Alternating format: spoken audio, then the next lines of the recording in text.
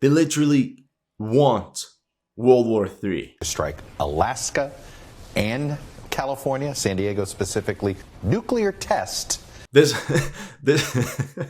war game is 100% sponsored by Michael Bay. How about putting a bunch of SEALs on the island? Sends in a team of Navy SEALs. And it's gone. Look at the general's face. What the actual F am I doing here? The United States will come roaring back with everything it has. So why did you attack the US in the first place? My friends, welcome to History Legends. Today we'll be reacting to a war game organized by NBC. A pretty scary one, in my opinion. So they reunited a panel of experts that will be simulating a Chinese attack on Taiwan with a follow-up response and all the options available to the United States and its allies. The defending side, blue team, will be played by the United States, and the attacker, a red team, as China and its PLA, the People's Liberation Army. I don't want to spoil too much, so let's jump right in. As you can see here on the map is a very large concentration of Chinese People's Liberation Army forces at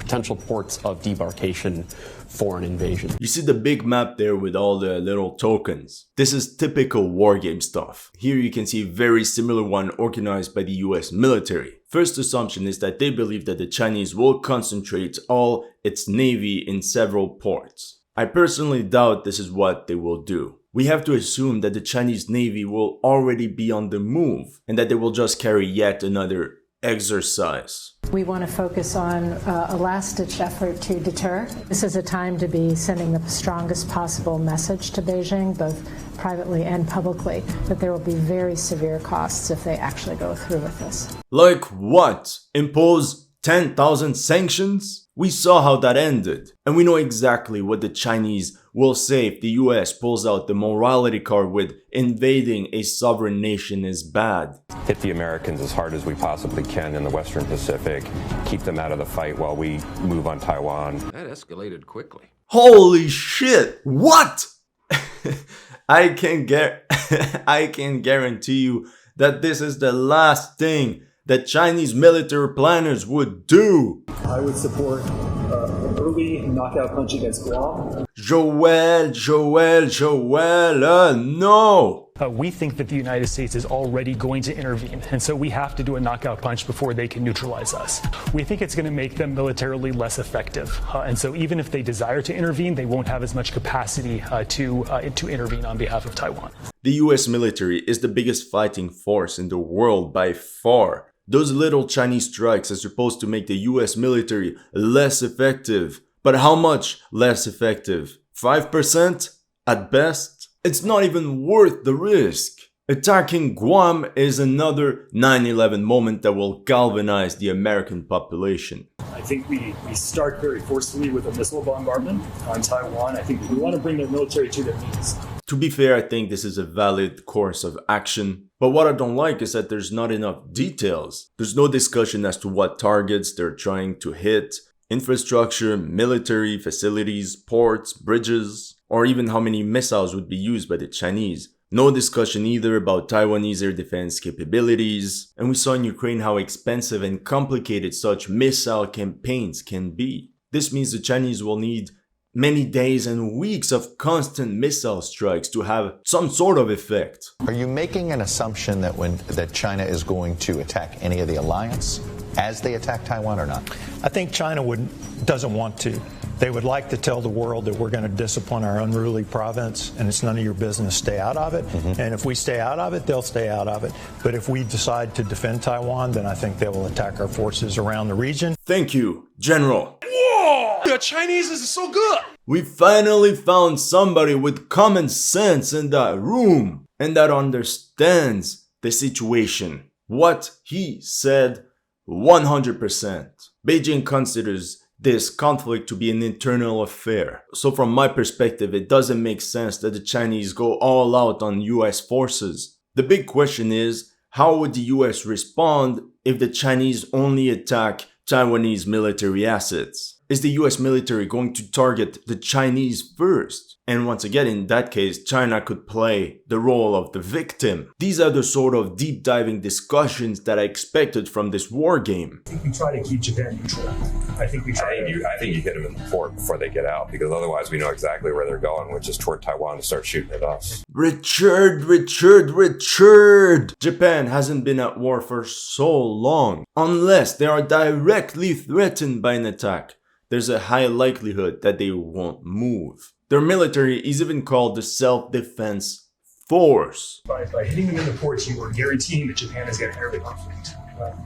Not sure that we can. Would you rather take the American military station in Japan out to the greatest degree possible and have Japan enter the conflict, or let it steam toward Taipei, attack us, and have Japan maybe stay out of the conflict? Those are the two options.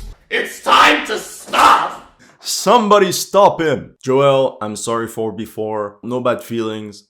You're right. You're going to attack Japan. We are going to attack U.S. facilities on Japan, so U.S. air bases and U.S. ports that the U.S. uses in Japan. We are not yet going after Japanese air bases. Bruh, this is such a low IQ, reckless move. Because check this out. There is in fact a U.S. Navy base in Yokosuka. However, in the same harbor, there are 16 surface vessels and 9 submarines of the Japanese Maritime Self-Defense Force. By attacking Yokosuka, you directly attack Japanese military assets, which will bring Japan into the war, no questions asked. If you're gonna do this, might as well attack all of Japan's 5 naval bases: Yokosuka, Sasebo, Kure, Maizuru, and Ominato. But once again, there are a lot of ships to target. Does China even have the capabilities to even strike all these locations decisively? China's invaded Taiwan. It began by attacking Taiwan's outlying islands near the mainland. Then it followed it with a large air and missile strike on Taiwan. As of now, this course of action makes sense. Taking out the first islands that are barely defended and launching massive missile strikes on Taiwanese facilities to paralyze the response. The Chinese can then regroup their forces and use these islands, especially the Penghu Islands, as springboard for the attack on the main island of Taiwan. And on U.S. bases in Japan, and on U.S. bases in Guam and the Northern Marianas. I think I lost a brain cell. I actually don't understand their logic. They decided to attack US bases in Guam and in Japan. But what about all the other ones they have in the Pacific? According to this map that we see, they only targeted US bases on mainland Japan. But to be honest, the most important US base on Japanese soil that the Chinese would have to strike is Okinawa. It's only 600 kilometers away from Taipei. But we don't see an arrow going towards there. Maybe we just have to assume that they also targeted Okinawa. But where the war game just falls apart is that there are also US air bases in the Philippines. What about those? According to this map, the US operates from 5 military bases in the Philippines. The Chinese will just let them sit there. And surprise, surprise, the next move is... In response to that, the United States followed up with bomber attacks on Chinese ships in port, and there was an air battle over Taiwan where American aircraft flying from the Philippines came in and engaged in combat with Chinese aircraft that were trying to bomb Taiwan. US bombers stationed in the Philippines are now attacking the Chinese military. Do they actually think the Chinese are that dumb? In that case, this is the scariest conclusion of this war game. How can you underestimate your opponent so much? Okay, let's move on. Oh, I almost forgot. South Korea. Oh, I lost another brain cell. They completely ignored the role of South Korea, which is crucial in this event. There are 28,500 US service members stationed in South Korea, with the 7th Air Force deployed in Osan Air Base, and now home to the Space Force as well. Potato.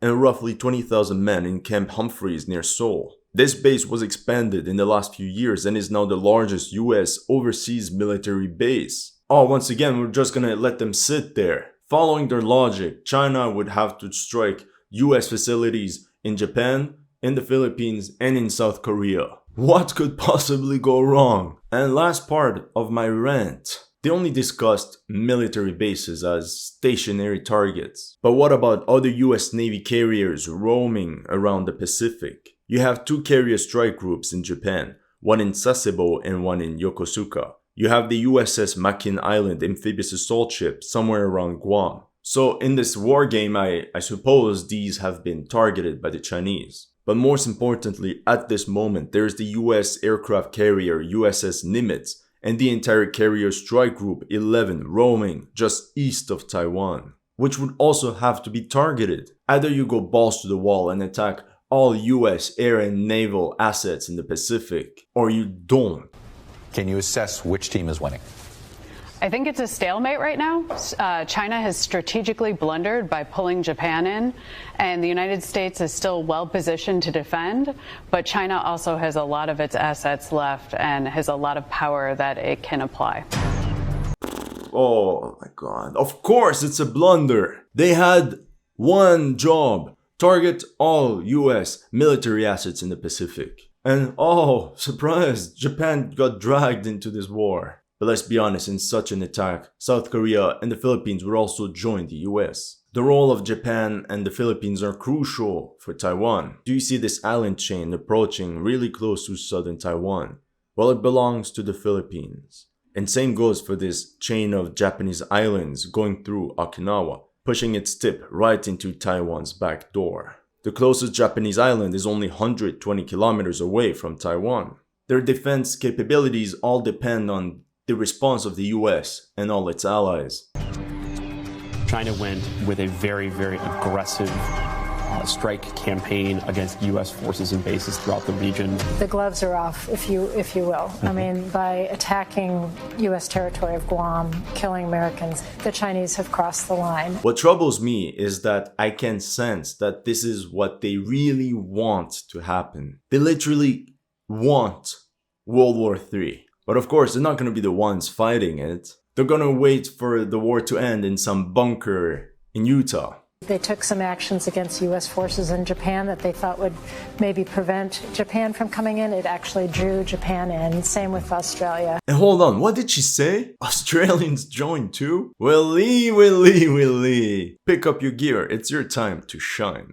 How do we prevent the Chinese force that's trying to get across the Strait of Taiwan to actually be able to successfully land and start taking Taiwanese territory? Okay, if you really want to avoid this, the first thing to do is to heavily reinforce all these islands that Taiwan owns that are laying right off the Chinese mainland. Check out this article from Bloomberg. Taiwan to buy 400 Harpoon US anti-ship missiles intended to repel a China invasion. These Harpoon missiles have a range of 278 kilometers. If they're positioned on these islands, you can in theory interdict access to the Chinese Navy across the Taiwan Strait. And even if they're deployed on Taiwan proper, they can reach any target near the Taiwan Strait. Now this is just a matter of getting as many things into the fight as we can, as quickly as possible. Getting the Australians involved in a blockade and checking out what's in the strait with the Marine Littoral Regiment subs, relying on our allies to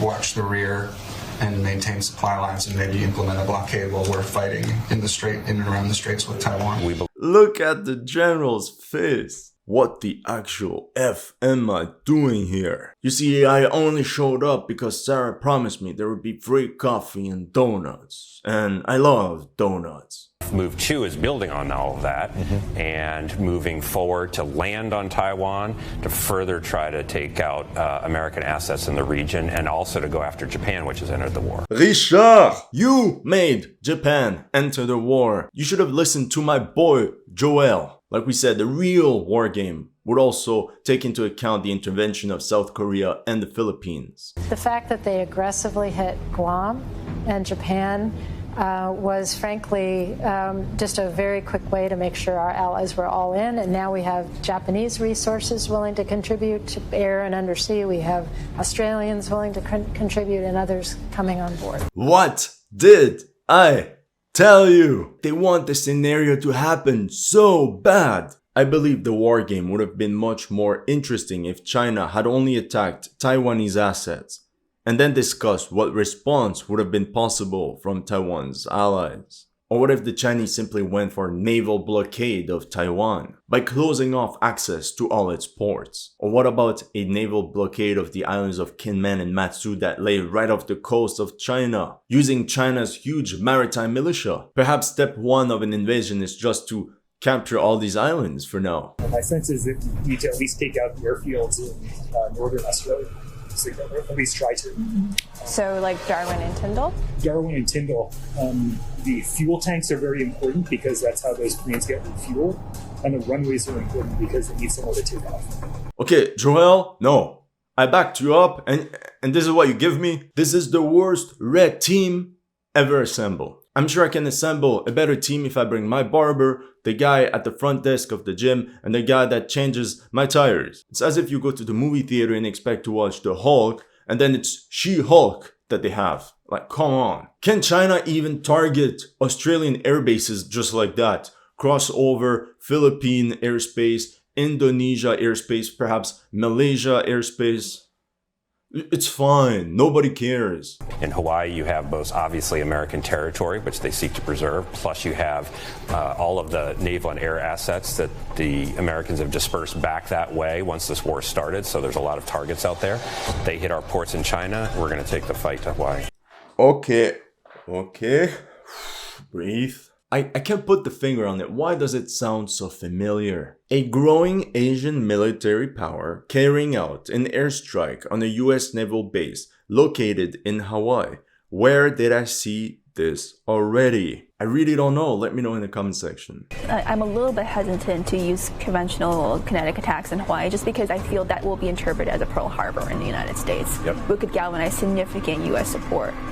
Of course, it's a Pearl Harbor moment. Hickam Air Base is Pearl Harbor. China's big strike, which was in response to the U.S. Attacking its ports, was on Hawaii.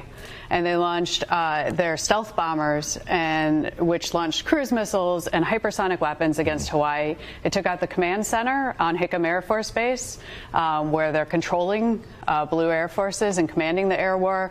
So an American state has now been attacked. What was the blue team's move? Disclaimer, notice how they just attacked US bases in the Philippines. So at least there's that. Apart from that, I feel that they greatly overestimate Chinese capabilities to strike wherever they want. This war game completely disregards the role of American air defense over its super important military bases. Not only that, air defense can halt missile attacks, but they can also inflict significant losses on attacking aircraft. Now, I'm not a naval expert, but I suppose that all the US Navy vessels in the Pacific could intercept some of these Chinese airstrikes. I would say that China has a slight advantage right now because it's actually ashore. So it has made progress towards achieving its objective. It still has a long way to go, but both sides are probably running low of some of the key missiles and munitions that they use. So the character of the fight might change going forward. Quick reminder, this was recorded in March 2022, when the topic of Russia running out of missiles was still battered in the mainstream media. In my humble opinion, if China was in fact preparing an invasion, we can pretty much assume that they would increase production before the attack and stockpile a ton of ammunition. Once again, there's so much information that I expected from this war game that is just left out. No discussion as to how many PLA troops were disembarked, given the known limitations they face regarding amphibious transportation. We don't know where they disembarked. One location, multiple locations. The entire west coast of Taiwan is heavily urbanized, so it won't be easy. There's another factor we could take into account. How many Taiwanese locals would be ready to help the forces from mainland China? But as you can imagine, this is very taboo. We could do a hemp shot not over, but near where most of the U.S. forces are, because that would be clear signaling to them that we are serious about using nuclear weapons. This is a joke, right? Imagine such a panel discussing the Russia-Ukraine war. 3 days in, Russia decides to do a nuclear ham shot in the North Sea to threaten the United Kingdom. The key insight already in this game is if you have not spent years preparing for this, pre-positioning munitions, getting the Taiwanese ready, pre-positioning your own forces, developing your dispersal bases.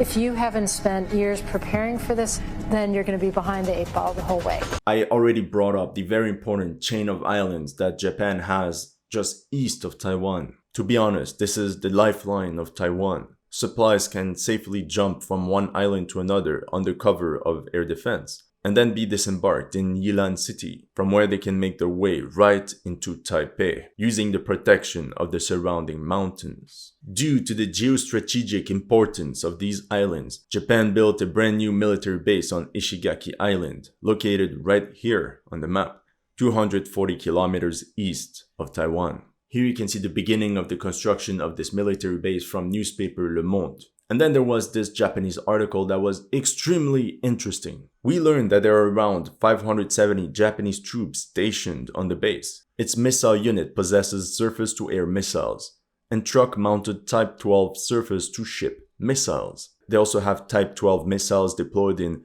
Miyakojima and more in Amami Oshima. This island chain is of vital importance, and if Japan actually enters the conflict, we should expect a Chinese amphibious operation to physically capture these islands and to physically cut any supplies being able to reach Taiwan. A real big weakness is our inability to contest or threaten China's air superiority. We keep trying, but the difficulty is in our dispersed posture with limited access to tankers. We're not able to push enough tactical aviation forward over Taiwan to really maintain persistent air superiority or even just contest Chinese air superiority. I think that Michelle, my boy's doing well, let him speak. Finally, a tactical discussion. He's right, this is a real problem. And look at their faces when he actually digs deep into the topic. They completely lost him. Overall, China has 4 times more fighter aircraft than Taiwan, and it just built 3 new air bases right in front of the Taiwan Strait. The closest US bases are between 600 and 900 kilometers away from the island of Taiwan, while the Chinese ones are located only 200 to 300 kilometers away from their targets. how about putting a bunch of SEALs on the island by submarines and try to support the Marines? You cut him off, and this is what you had to say. Your brilliant solution to this logistical shitfest is send in a couple Navy SEALs. Sends in a team of Navy SEALs. And it's gone. The biggest concern is that the United States will come roaring back with everything it has, not over a short period of time, but a long period of time. We have seen time and time again, once the enraged bull elephant is fully stirred, its ability to make war and to generate the resources to make war is unbelievably large. So why did you attack the US in the first place? You do know that you play for Team Red, right? You got the memo. You want to know what the US military dreams about at night? This. You watched what happened in Ukraine. You know, the actions that were taken before the invasion were important, but so is continued resupply. With Ukraine, you have borders that you can move things across. Taiwan's a long ways off. Thank you once again for your input. General, he's 100% correct. Taiwan has to prepare. And like he said, the issue with Taiwan will be how to resupply the Taiwanese armed forces across an ocean. So here we are after move 3. The blue team, the United States, seemed to try to do what it could to make command and control more difficult in the actual invasion itself of Taiwan and all of that. China and the red team wanted to send more of a message to the United States, attempting to strike Alaska and California, San Diego specifically, plus Hawaii again. So escalation everywhere, including a nuclear test by China to essentially make the United States take the nuclear option more seriously. This war game is 100% sponsored by Michael Bay. We don't see it, but he's standing behind the camera writing down all the ideas for his next movie. China is gonna use nuclear weapons to cause massive tsunamis and earthquakes against LA. And then Navy SEALs riding dolphins will save the day. My mistake. Maybe I didn't understand. Maybe I'm taking this war game and this conflict too seriously. The U.S. is pushing in some of its ships now that munition stockpiles have gone down to try to support them. And it looks like we're in for a long, hard fight. I'm done with this. They don't even follow the rules of their own game. How can the US Navy just freely navigate towards Taiwan without being intercepted? When the moment before they complained about Chinese air superiority over Taiwan, how can the Americans now send all their ships to Taiwan? When we have already established that the Chinese attacked all US facilities in the Pacific in order to avoid this outcome. I'm honestly that close to make a video about how China can invade Taiwan and what Taiwan can do about it. That's all I have for you today. Let me know in the comment section what you thought of my analysis. If you're new to this channel, make sure to like and subscribe. And if you want to support my work, make sure to check out my Patreon and PayPal. The links are in the description below.